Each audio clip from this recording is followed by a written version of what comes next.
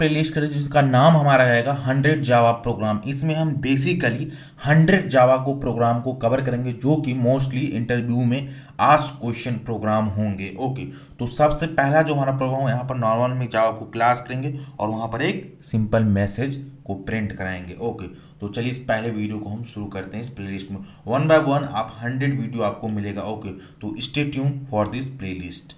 Okay, तो simply यहाँ से जाइए और सिंपली यहाँ से हमने जावा प्रोग्राम यहाँ पर फाइल पे आएंगे, न्यू पे आएंगे एंड प्रोजेक्ट को हम क्लिक करेंगे और उस पूरे प्रोग्राम को हम इक्लिप्स में ही करेंगे। ओके, और जो यहाँ से हम जावा का वर्जन ले रहे हैं वो सिंपली हम 8 को चूज कर लेंगे बेसिकली, तो जावा 1.8 को हम यूज करेंगे। ओके, और यहाँ से जो हमारा ये इसको ऑलरेडी हमने 8 ले लिया और जो हमारा पहला प्रोग्राम होगा सिंपली इसका नाम हम दे देंगे, इसको हम नाम दे देंगे 01 प्रोग्राम। ऐसे करके हम 100 प्रोग्राम बनाएंगे बेसिकली। ओके, देन यहाँ से हम इसको सिंपली फिनिश पे क्लिक कर देते हैं।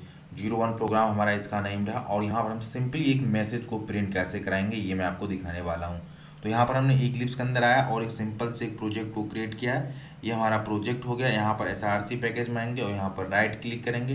राइट क्लिक करने के बाद सिंपली यहाँ से क्लास को क्रिएट करेंगे। ओके, जिससे हमारा क्लास क्रिएट हो वहाँ पर हम कोड को करेंगे। तो सिंपली यहाँ पर लिखते हैं टेस्ट हेलो, इसका हम सिंपली नेम दे देते हैं और यहाँ से फिनिश कर देते हैं।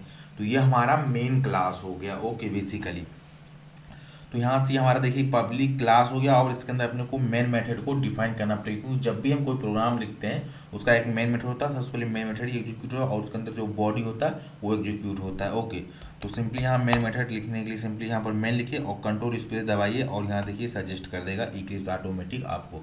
तो public static void main string array यहाँ पर पास हो गया।